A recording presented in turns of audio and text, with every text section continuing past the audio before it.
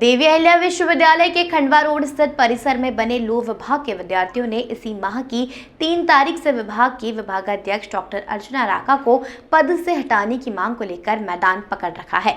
चल रहे इस प्रदर्शन में अब 1 सप्ताह से अधिक वक्त बदलने के बाद कुलपति ने लॉ डिपार्टमेंट में हुए मामले में एक कमेटी का गठन किया है। छात्रों की मांग है कि हर मामले में कमेटी बनाना जायज नहीं है और छात्रों की इस बात का भी रोष है कि बनाई गई कमेटी हमारे हाथ में फैसला नहीं करेगी। इन्हीं सब बातों के चलते विद्यालय कुलपति प्रोफेसर रेणु जैन को पद से हटाने की मांग अब विद्यार्थी करने लगे हैं। A+ ग्रेड प्राप्त मध्य प्रदेश की सबसे बेहतरीन यूनिवर्सिटी में गिने जाने वाली देवी अहिल्या विश्वविद्यालय में इन दिनों खंडवा रोड पर लॉ विद्यार्थी ने विभाग अध्यक्षता को हटाने की मांग को लेकर आंदोलन छेड़ रखा है। विश्वविद्यालय में पिछले दिनों लॉ के विद्यार्थियों के द्वारा विभाग के अध्यक्ष डॉक्टर अर्चना राका को कुछ सुझाव किसी कार्यक्रम के चलते और समय बढ़ाने की बात की गई थी, जिस पर अर्चना राका द्वारा छात्रों के साथ अभद्रता का प्रयोग करने का आरोप छात्राओं द्वारा लगाया गया था। घटना के बाद से ही डॉक्टर राका को पद से हटाने की मांग लगातार की जा रही थी। अब 1 सप्ताह से अधिक चलने वाले इस प्रदर्शन में जब कुलपति द्वारा एक कमेटी गठित की गई तो छात्रों को उस पर भी ऐतराज है और अब छात्र कुलपति को ही पद से हटाए जाने की मांग करने लगे हैं। पूरे घटनाक्रम में मीडिया के सामने कुलपति और विभाग से संबंधित कई शिकायतें बेधड़क कैमरे में सामने आए हैं। विरोध प्रदर्शन तो होना ही है, क्योंकि जो वाइस चांसलर मैडम है रेणु जैन मैम, वो कभी भी किसी भी विषय को लेकर के हम उनके पास चले जाए कभी उस चीज़ का सल्यूशन नहीं होता है, निराकरण कभी नहीं होता है। स्कूल ऑफ लॉ का ही ले लीजिए, उस दिन मैम ने निर्णय लेने के बजाय कमेटी गठित कर दी। ऐसे ही इसके पहले गर्ल्स हॉस्टल का विषय आया था, उसमें भी मैम ने कमेटी गठित कर दी। उसका निर्णय क्या आया, उन्होंने जो वार्डन मैम है उन्हें हटा दिया जिनकी कोई गलती नहीं थी।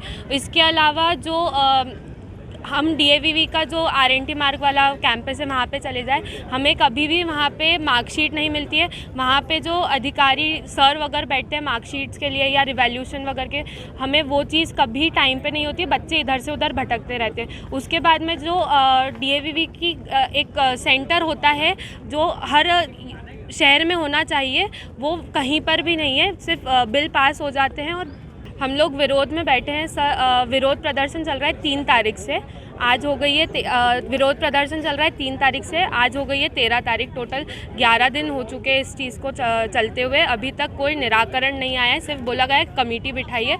अब कमेटी का भी क्या निर्णय आएगा वो फैसला तो पता ही है, बाकी अब देखते हैं क्या होता है। पिछले कई दिनों से चल रहे इस प्रदर्शन में आखिर क्या फैसला होगा और किसकी गलती है और कब तक यह प्रदर्शन समाप्त होगा, फिलहाल यह कहना मुश्किल है। लेकिन विश्वविद्यालय में चल रहे इस प्रदर्शन को अखबारों और चैनलों में रोजाना सुर्खियों के तौर पर पेश किया जा रहा है, जिससे इंदौर के साथ साथ एक बड़े शैक्षणिक संस्थान की बदनामी भी नजर आ रही है।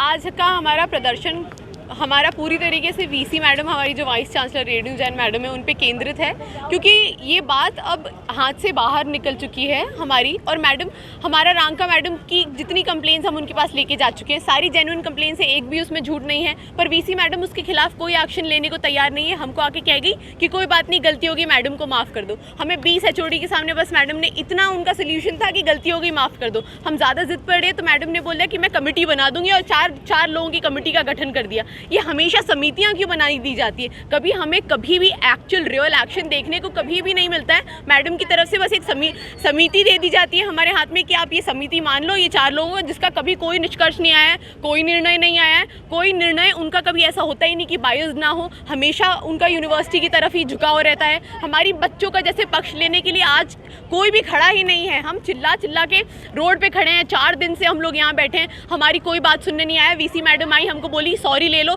सॉरी नहीं लिया तो हमको कमेटी हाथ में थमा के चली गई। हम उस कमेटी का क्या करें जब हमको पता है कि वो कमेटी कभी भी हमारे साथ, हमारे पक्ष का देख के कोई भी निर्णय नहीं लेगी। मैडम ने बोला ये हमारे हाथ में नहीं है, इसलिए उन्होंने जान करके समिति का गठन किया है, ताकि समिति पक्ष में निर्णय ले, क्योंकि समिति तो मैडम के द्वारा ही गठित है। तो ऐसा कैसे हो सकता है कि बच्चों के पक्ष में वो ले लेगी? बच्चों के पक्ष में तो वैसे कोई भी नहीं खड़ा है। हम रांका मैडम के खिलाफ रेणु जैन मैडम के पास गए थे तो हमारी वाइस चांसलर ने भी हाथ खड़े कर लिया और वो हमारे साथ नहीं। यूनिवर्सिटी की ऐसी हालत हो गई, कोई नियुक्ति नहीं है, हमारे कॉलेज में एक परमानेंट फैकल्टी नहीं हो रही है। आज हमारी दिक्कत नहीं, हर डिपार्टमेंट की दिक्कत है कि कहीं पे भी परमानेंट फैकल्टी नहीं है। उनके पास ये बोलो कि मैडम हमारे पास परमानेंट फैकल्टी नहीं है, तो मैडम क्या कहती, ये तो यूनिवर्सिटी की ही दिक्कत है। तो ये यूनिवर्सिटी की दिक्कत है तो क्या मैम आप चाहते हैं कि हम लोग सड़क पे आए इन दिक्कतों को लेके? आप खुद क्यों नहीं इसको रिजॉल्व करती है? हमारे बोलने का इंतजार क्यों करती हैं आप हमेशा? इसका तो जवाब कोई भी नहीं दे रहा है हमें। और बच्चों के बोलना पड़ रहा है कि एक फैकल्टी नहीं है हमारे पास, हमको पढ़ाने के लिए कोई नहीं, जबकि हमको ये बताने सब आते हैं कि आपको बहुत प्रिविलेज फील करना चाहिए कि आप स्कूल ऑफ लॉ के विद्यार्थी हैं। अच्छा, हम बहुत प्रिविलेज स्कूल ऑफ लॉ के विद्यार्थी हैं तो हमारे को पढ़ाने के लिए एक भी परमानेंट फैकल्टी नहीं है, एक भी कॉम्पिटेंट फैकल्टी नहीं है। इतना प्रिविलेज रहे हम लोग कि CUET देकर आज 80% से ज़्यादा नंबर लाकर CBSE में इतना आगे होकर भी, इतने मेधावी छात्र होकर भी हमको पढ़ाने के लिए एक टीचर नहीं है मौजूद है। और अगर हम उसकी बात लेकर हम किसी अथॉरिटी के पास जाते तो हमको किया जाता है यूनिवर्सिटी की दिक्कत है। ये कैसी दिक्कत है जो हमको आज, जिसकी वजह से हमारा पूरा फ्यूचर दांव पे लग गया है?